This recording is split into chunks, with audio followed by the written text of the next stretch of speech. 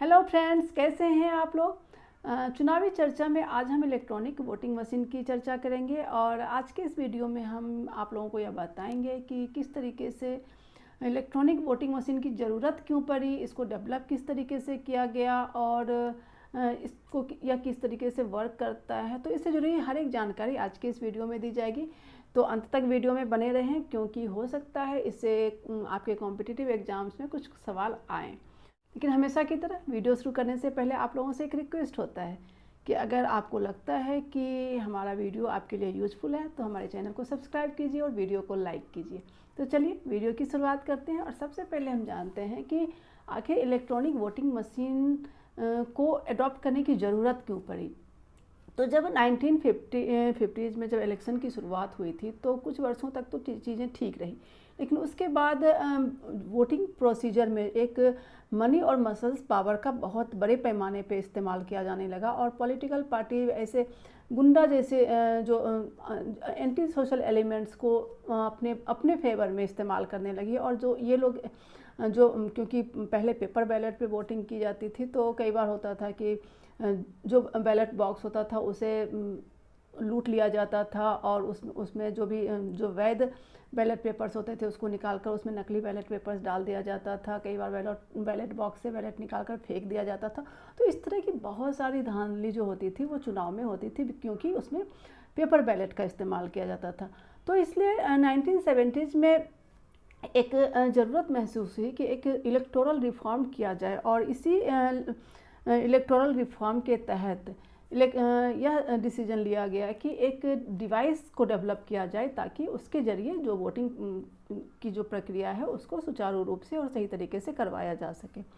और इसी क्रम में इलेक्ट्रॉनिक वोटिंग मशीन को डिज़ाइन किया गया। इसको डिज़ाइन करने की जिम्मेदारी IIT बॉम्बे के जो इंडस्ट्रियल डिज़ाइन डिपार्टमेंट जो IIT मुंबई का था उनको बॉम्बे का उसको इसे डिज़ाइन करने की जिम्मेदारी गई थी और वहाँ के जो फैकल्टी मेंबर्स थे उन्होंने इसे डिज़ाइन किया था।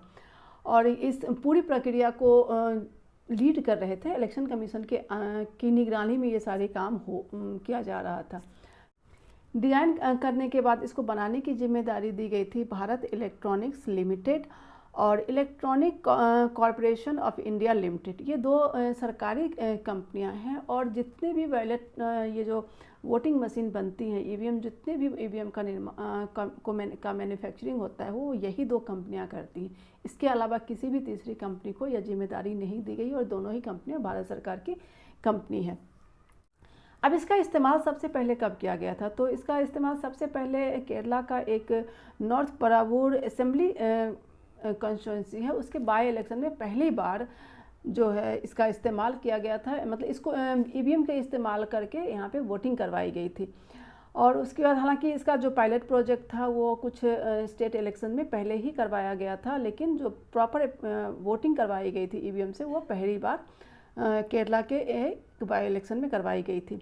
लेकिन उसके बाद उसमें कुछ उस पर काफ़ी विवाद होने लगा और बहुत सारे पॉलिटिकल पार्टीज़ थी जो इस पर सहमत नहीं थी क्योंकि एक नई चीज़ को अपनाने में काफ़ी वक्त लगता है। तो उसके बाद कई वर्षों तक इसका इस्तेमाल नहीं हुआ और जो बड़े पैमाने पे पहली बार EVM का इस्तेमाल किया गया था वो गोवा के जनरल इलेक्शन में, गोवा का जो स्टेट इलेक्शन हुआ था उस 1999 में, तो पूरा का पूरा इलेक्शन जो था वो EVM के जरिए कंडक्ट करवाया गया था। उसके बाद 2003 का जो जितने भी बाय इलेक्शंस हुए थे या फिर स्टेट इलेक्शन हुए थे, मतलब 2003 में जितने भी बाय इलेक्शन या फिर स्टेट इलेक्शन हुए थे वो सारे के सारे EVM के जरिए कंडक्ट करवाया गया था। और इतने इलेक्शंस में इसके इस्तेमाल करने के बाद ये समझ में आ गया था कि ये एक फुल प्रूफ व्यवस्था बन सकती है। और उसके बाद पूरी तरीके से 2004 के जनरल इलेक्शन में पहली बार पूरा का पूरा जो इलेक्शन था वो EVM के जरिए ही कंडक्ट करवाया गया था। लेकिन कुछ ही वर्षों बाद EVM के ऊपर भी सवाल उठने लगे। कई पॉलिटिकल पार्टी का यह मानना था कि वोटिंग मशीन जो भी EVM होता है उसके साथ छेड़छाड़ किया जाता है और जो भी सत्ता दल की पार्टियां होती हैं वो अपने फेवर में इसका इस्तेमाल करती हैं।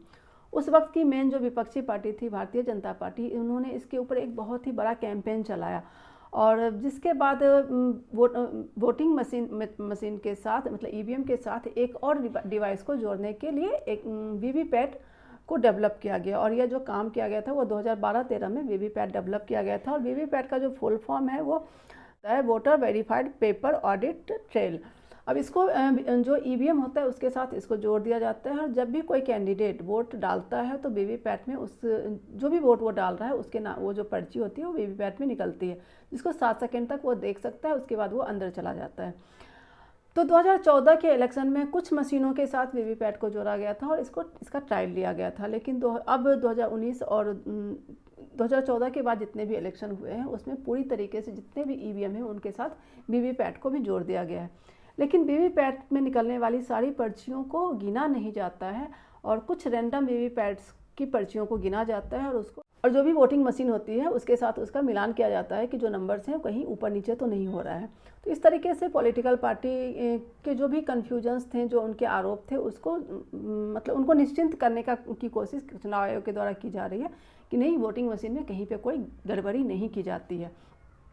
अब ये हो गया। अब एक और डिमांड यहाँ पे एक और चीज़ बता देना चाहती हूँ कि अभी भी जो बाकी मतलब अब क्योंकि अभी बीजेपी सत्ता में है और बाकी दल जो भी विपक्ष में अभी हैं, तो उनका यह मानना है कि अब वो लोग, अब क्योंकि उस वक्त कांग्रेस सत्ता में थी तो बीजेपी कांग्रेस के ऊपर आरोप लगा रही थी, अब बीजेपी सत्ता में है तो कांग्रेस बीजेपी के ऊपर आरोप लगा रही है कि बीजेपी की सरकार जो है वो वोटिंग ईवीएम के साथ कुछ ना कुछ छेड़छाड़ करती है। और क्योंकि इलेक्शन कमीशन का भी पिछले कुछ वर्षों से जो रवैया रहा है, जो उनका काम, उनकी जो कार्यशैली रही है, जिसकी वजह से ये जो विरोध है वो और भी ज़्यादा बढ़ गया है। तो अब ये मांग की जा रही है कि जितने भी वीवीपैट हैं उन सब की गिनती की जाए और उसको टैली किया जाए, जो वोटिंग मशीन में जो वोट पड़ते हैं उसके जरिए। लेकिन इलेक्शन कमीशन इसके पक्ष में नहीं है, क्योंकि इलेक्शन कमीशन का यह मानना है कि अगर हम हर एक वीवीपैट की पर्चियों को गिनने लगें तो हम फिर से पुराने उस सिस्टम में चले जाएंगे, जो कि 70, 80, 90 के दशक में जिस तरीके से वोटिंग होती थी कि बैलेट बॉक्स को एक बैलेट बॉक्स को गिना जाता था और पूरे रिजल्ट आने में 2 से 3 दिन लग जाते थे। तो इलेक्शन कमीशन इसके खिलाफ है, लेकिन ये मामला अभी भी सुप्रीम कोर्ट में है। अब हम बात करते हैं कि ईवीएम वर्क किस तरीके से करता है। तो पहले जो ईवीएम हुआ करता था उसमें 2 डिवाइस होते थे, एक तो कंट्रोल पैनल, दूसरा बैलेटिंग यूनिट। लेकिन अब उसमें वीवीपैट को भी जोड़ दिया गया है। तो अब इसको मतलब इसमें इसको वर्क करने के लिए कोई मतलब इलेक्ट्रिसिटी की ज़रूरत नहीं पड़ती, बल्कि इसमें बैटरी लगाया जाता है और बैटरी के जो नॉर्मल बैटरी होती है उसके ऊपर ये चलता है। अब ये वोट डालने की प्रक्रिया किस तरीके से इसमें की जाती है। तो कोई भी कैंडिडेट जब अंदर जाता है वोट डालने के लिए, तो जो कंट्रोल यूनिट होता है वो प्रिजाइडिंग ऑफिसर जो होता है उनके पास होता है। तो वो जब वहाँ से एक बटन दबाते हैं तो जो बैलेटिंग यूनिट होता है वो रेडी हो जाता है वोट के लिए, और फिर वहाँ पे जो भी वोटर होता है वहाँ अपनी पसंद का बटन दबाता है और उसका वोट जो है वो रजिस्टर्ड हो जाता है। तो अब इस तरीके से यहाँ पे इसमें वोटिंग की प्रक्रिया चलती है, और इसमें मैक्सिमम 2000 वोट जो है एक मशीन में 2000 वोट रजिस्टर किया जा सकता है।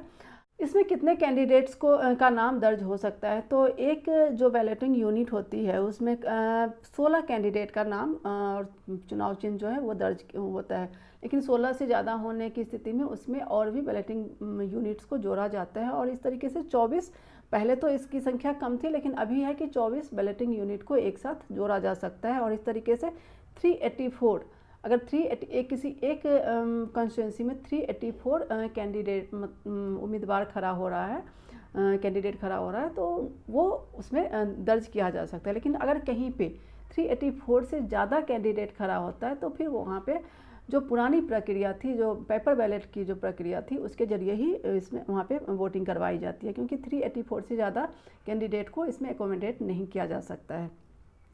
अब इस एक वोटिंग मशीन की कीमत क्या होती है। तो जैसा कि मैंने बताया कि 3 यूनिट इसमें होते हैं।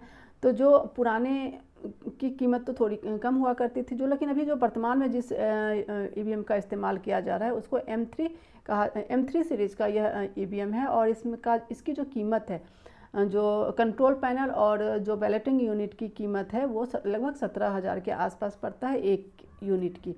और इसके बाद जो वीवीपैट है उसकी कीमत वीवीपैट की कीमत जो है वो 16,000 अलग से वीवीपैट की कीमत है। तो इस तरीके से हम कहते हैं 33,000 के एक मशीन में लगभग 33,000 का कॉस्ट आता है। लेकिन एक बूथ पे जो कंट्रोल पैनल होता है वो तो एक ही होता है। तो एक सेट में हमें लगभग 33,000 का खर्चा पड़ता है। तो एक तरीके से आप बोल सकते हैं कि ये तो बहुत बड़ा है, क्योंकि जहाँ पे लाखों की संख्या में मशीन का इस्तेमाल हो रहा है तो ये तो बहुत बड़ा खर्चा है। लेकिन ये एक बहुत बड़ा खर्चा है कि स्टार्टिंग में बनाने में तो इसको मतलब इसका कॉस्ट पड़ता था। लेकिन जब हम इसको कंपेयर करते हैं पुराने सिस्टम से, जहाँ की पेपर बैलेट्स बनाया जाता था, तो पेपर उसको बनाने में भी अपने खर्चे होते थे, उसका ट्रांसपोर्टेशन का कॉस्ट भी बहुत ज़्यादा होता था। जो ईवीएम का ट्रांसपोर्टेशन कॉस्ट अपेक्षाकृत कम होता है। फिर उसको गिनने के लिए जितनी मैन पावर की ज़रूरत होती थी वो उसका एक अलग कॉस्ट होता था। इसमें फटाफट रिजल्ट आ जाता है। तो अगर इन सारी चीज़ों को कंपेयर हम करते हैं तो हमें ये लगता है कि नहीं, जो ईवीएम की के जरिए जो वोटिंग होती है वो पहले के ट्रेडिशनल वोटिंग सिस्टम से यह सस्ता ही पड़ता है। अगर हमें मतलब एक ईवीएम का इस्तेमाल लगभग 4 से 5 इलेक्शन में तो हो ही जाता है, और इस तरीके से उसका जो हर एक इलेक्शन के लिए हमें अलग अलग ईवीएम की बनाने की ज़रूरत नहीं पड़ती है। तो इस तरीके से ये एक सस्ता और जल्दी रिजल्ट देने वाली एक बहुत ही बेहतर सिस्टम हम इसको कह सकते हैं।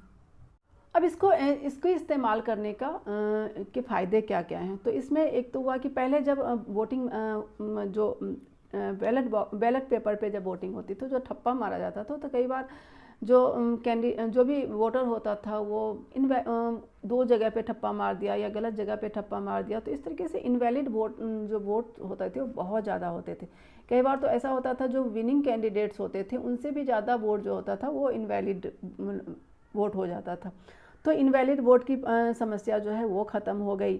इसके बाद ये एक इन्वायरमेंट फ्रेंडली भी हुआ, क्योंकि अब हम उतने पेपर का इस्तेमाल नहीं करते, तो पेड़ नहीं करता, तो ये एक तरीके से इन्वायरमेंट फ्रेंडली वोटिंग सिस्टम हो गया हमारा। फिर इसमें एक बहुत ही जल्दी रिजल्ट आ जाता है। तो पुराने सिस्टम में हमें 2 से 3 दिन इंतज़ार करना पड़ता था काउंटिंग में, तब जाके हमारे पास रिजल्ट आता था। लेकिन अभी कुछ ही घंटों में हमारे पास रिजल्ट आना शुरू हो जाता है।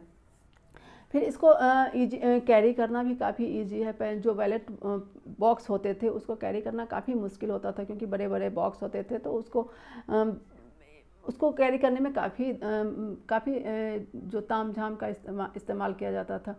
ये सेफ़ भी है, क्योंकि बैलेट बॉक्स को कोई भी कैंडिडेट आराम से उसको, जब अगर कोई किसी भी तरह की एंटी सोशल एलिमेंट्स है तो बैलेट बॉक्स को लूट लेते थे, या फिर कहीं पे अगर किसी बहुत ज़्यादा प्रभावशाली कैंडिडेट है तो फिर वो लोग बैलेट बॉक्स को लूट कर उसमें अलग से मतलब दूसरा नकली बैलेट पेपर्स डाल दिया करते थे। तो ये सब जो समस्याएं थी वो इसमें नहीं होता है। और इसमें अगर क्योंकि इसमें जो वोटिंग की जो प्रक्रिया, इसमें जो बोगस वोट डालने की भी संभावना बहुत कम है, क्योंकि जब कोई कैंडिडेट जाता है तो जब तक कंट्रोल यूनिट से उसको एक्टिव नहीं किया जाएगा तब तक उसमें वोटिंग नहीं डल सकती है।